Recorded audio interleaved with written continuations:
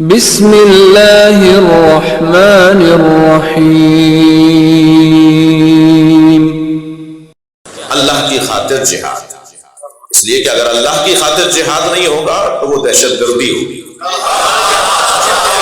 لیکن جب اللہ کی خاطر جہاد ہوگا تو وہ عبادت ہوگی، وہ معاشرے کی خدمت ہوگی۔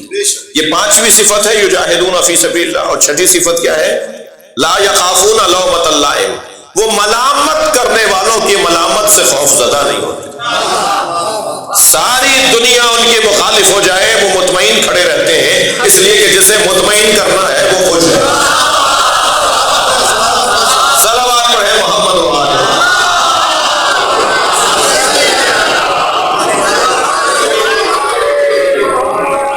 اللہ اگر راضی ہے تو ساری دنیا ناراض ہو جائے، اور اگر اللہ ناراض ہے تو ساری دنیا راضی ہو جائے۔ کیا فائدہ ہے ایسے دنیا کے راضی ہونے کا جس میں اللہ ہی ناراض ہو؟ اور یہ الفاظ میرے مولا حسین کے ہیں، یا اللہ جس نے تجھے پا لیا اس نے کیا کھویا؟ تھکے نہیں میری باتوں سے؟ یا اللہ جس نے تجھے پا لیا اس نے کیا کھویا، اور جس نے تجھے کھو دیا اسے کیا ملا؟ صلوات پر محمد و آلہ۔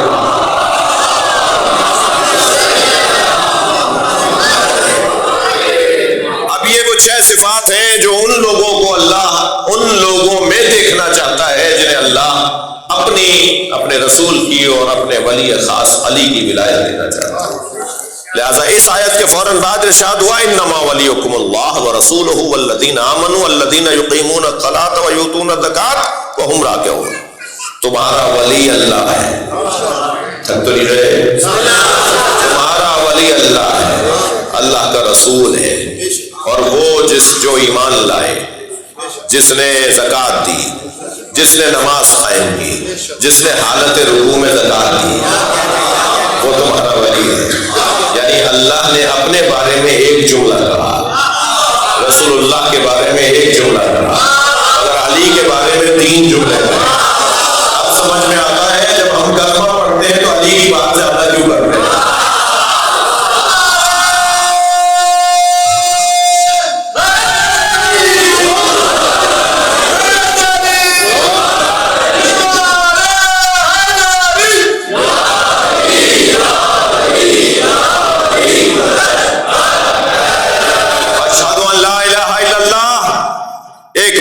اشہد ان محمد رسول اللہ ایک مرتبہ، لیکن جب بات مولا علی کی آتی ہے اشہد ان امیر المومنین و امام المتقین، بھائی لائن ہی لگا دیا آپ نے۔ جب علی کی بات آ رہی ہے تو اتنا لمبا کلمہ، اس لیے کہ اللہ نے بھی تو علی کے بارے میں ایسے ہی لمبی بات کی۔ اللہ بھی چاہتا ہے کہ بات طویل ہو تو علی کی ہو۔ جسے مولا علی کے بارے میں بات سمجھ میں آ جائے گی اور علی کی ولایت جس کو ہضم ہو جائے گی، وہی اس قابل بھی ہوگا کہ وہ صحیح اللہ کی عبادت کر سکے، رسول اللہ کی اطاعت کر سکے۔ یعنی اگر ہم علی سے اللہ تک جائیں تو اسے صعود کہتے ہیں، اور اگر ہم اللہ سے علی تک آئیں تو اسے نزول کہتے ہیں۔ صلوات پڑھیں محمد و آلہ۔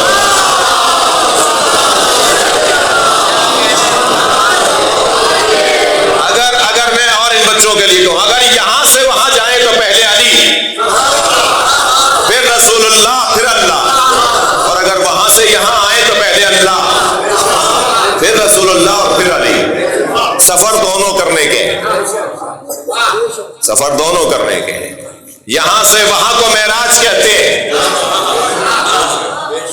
یہاں سے وہاں جانے کو معراج کہتے ہیں، اور وہاں سے یہاں آنے کو رسالت کہتے ہیں۔ جب ذمہ داریاں وہاں سے ملیں تو رسالت، جب اپنے فرائض کی ادائیگی ہو تو عبادت۔ لہذا دونوں سفر کیا کہا؟ ذوبوا فی علی کما ہوا غاب فی اللہ، علی میں خود کو ایسے گم کر دو جیسے علی نے اللہ میں گم کر دیا، جیسے علی نے خود کو اللہ میں گم کر دیا۔ جو خود کو اللہ میں گم کر دے تو پھر اسے سوائے اللہ کے کوئی نظر نہیں آتا۔ لہذا میدان میں وہ اکیلے ہوں یا میدان لشکر کا ہو، دونوں حالتوں میں وہ ایک جیسا لڑے گا۔ جب کسی نے کہا مولا سب آ گئے، خود سرکار نے فرمایا یا علی جب سب چلے گئے میدان چھوڑ کر تو تم کیوں نہیں گئے؟ تو علی کا جواب ایسا جواب ہے کہ علی میدان میں کسی کی وجہ سے نہیں گئے تھے. فرمایا آپ فرو بعد الایمان، کیا میں ایمان کے بعد کافر ہو جاتا؟ بھائی تھکے نہیں ہیں آپ؟ کیا میں ایمان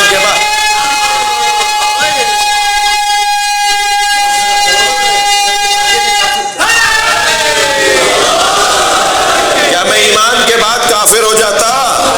نبی مکرم کو جواب ارشاد فرمانے کیا میں ایمان کے بعد کافر ہو جاتا؟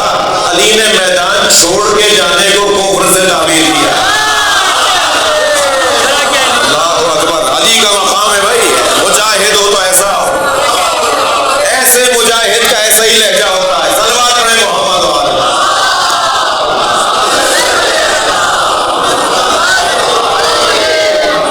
اچھا آپ کی توجہات اور آپ بیدار ہیں اس وقت ماشاءاللہ. جہاد اصول فروع دین میں، اصول دین کتنے میرے بات میرے لال؟ اصول دین کتنے؟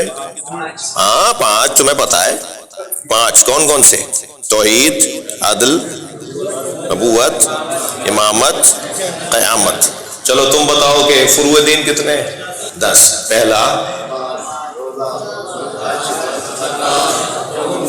جہاد، 6 نمبر پہ جہاد. بس بعد میں بتا دیے گا، میرا مطلب آ گیا.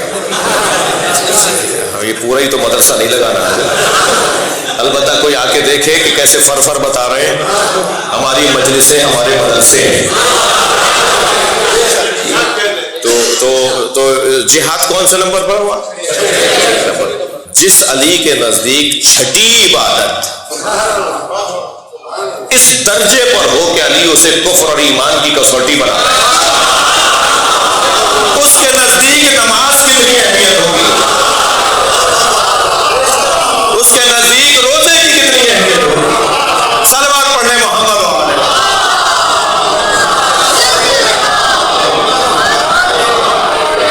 بھائی توجہ چاہوں گا. یہ بتائیے ضربت کا تعلق جہاد سے ہے؟ ہاں ضربت کا تعلق جہاد سے ہے نا.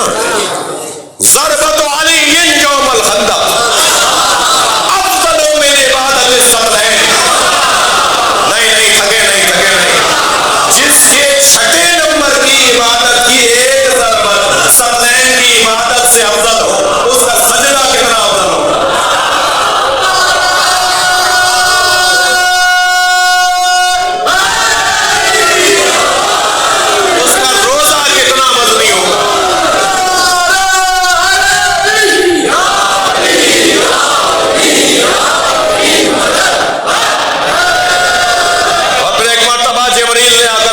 سنایا لا فتح الا علی لا سیف الا ذوالفقار.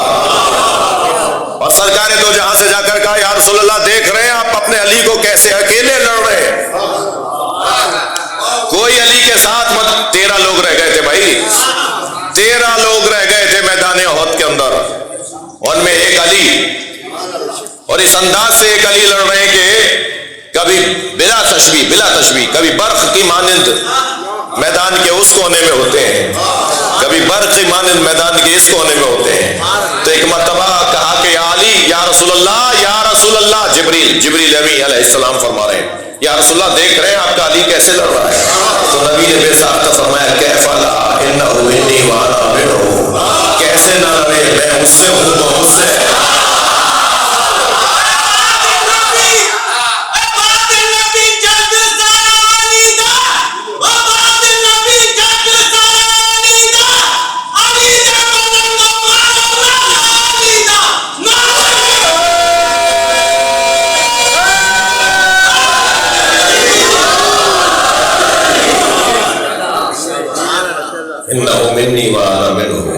کیسے نہ لڑے، میں اس سے ہوں اور وہ مجھ سے.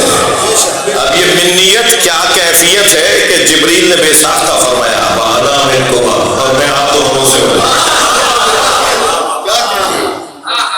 یہ کیفیت یجاہدون فی سبیل اللہ لا یخافون لومۃ لائم.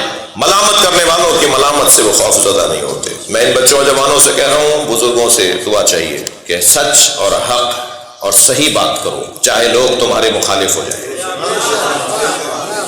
اور یقین جانو کہ تم سچ اور حق بات کرو گے تو جو لوگ تمہارے مخالف ہوں گے انہی کو اللہ تمہارا مرید بنائے گا۔ میرا اور آپ کا کام حق اور سچ بولنا اور حق اور سچ کر کے دکھانا ہے۔ اگر سب ساتھ بھی چھوڑ جائیں تو پریشانی کی کوئی بات نہیں ہے، ان کا ساتھ چھوڑنا 3 دن سے زیادہ نہیں ہوتا۔ صلوات پڑھنے ذرا محمد۔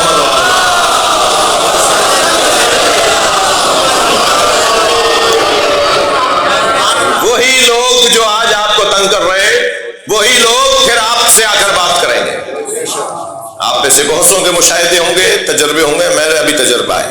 آپ صحیح اور سچ بات کریں مگر حکمت و دانائی سے کریں، سمجھداری سے کریں، الفاظ کا استعمال اچھا ہو، رویہ روش اچھی ہو، پھر وہی لوگ جو آپ کے مخالف تھے وہ پلٹ کر آئیں گے اور کہیں گے ہم سے غلطی ہو گئی۔ البتہ ان کے آنے کا انتظار نہیں ہے ہمیں، آپ انتظار میں مت رہیے گا جی، انتظار صرف اور صرف اللہ کی رحمتوں کا ہونا چاہیے۔ پھر اللہ کی رحمت پھر اس طرح سے بنتی ہے کہ پھر وہ انہی لوگوں کو آپ تک لوٹا دے گا۔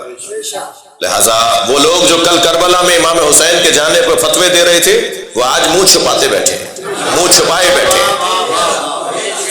یعنی آج اگر بتا دیا جائے نا کہ آپ بڑے بڑے معتبر مفتیوں میں قاضی شریح کا نام لیتے ہیں تو قاضی شریح تو وہ تھا جس نے امام حسین کے خلاف فتویٰ دیا تھا، تو سوائے شرمندگی کے کچھ اور نہیں ہوتا۔ تو وقت بہت تیزی سے گزرتا ہے اور کل کی بات لگتی ہے جیسے ہزاروں سال پرانی بات لگتی ہے جیسے کل کی بات۔ اور یقیناً جو لوگ اللہ رسول اور اہل بیت کی خاطر جیتے ہیں ان کو کسی کی مذمت کا خوف نہیں ہوتا، وہ مطمئن ہوتے ہیں، شاباش اللہ کی طرف سے آ رہی ہوتی ہے، غیبی مدد آ رہی ہوتی ہے۔ تو میں ان شہیدوں کی عظمت کو سلام کرتے ہوئے جو چلے گئے مگر ان کا جانا ہمارے رہنے سے اچھا ہے،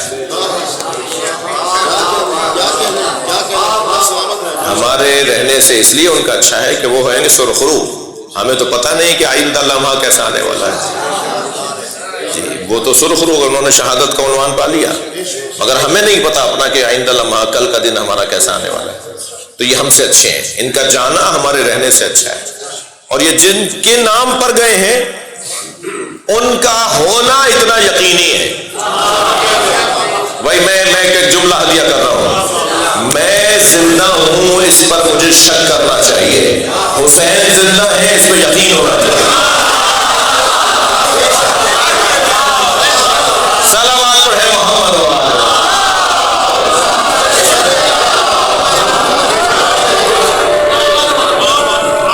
امام حسین کے زندہ ہونے کی دلیل یہ ہے کہ رات کا 12:30 سے زیادہ کا ٹائم ہو گیا ہے مگر پورا علاقہ تقریباً 12:30 بھائی 10 منٹ آ گیا، یہ پورا علاقہ جس ذکر کو سننے کے لیے تازہ دم ہے وہ ذکر ہے حسین کا۔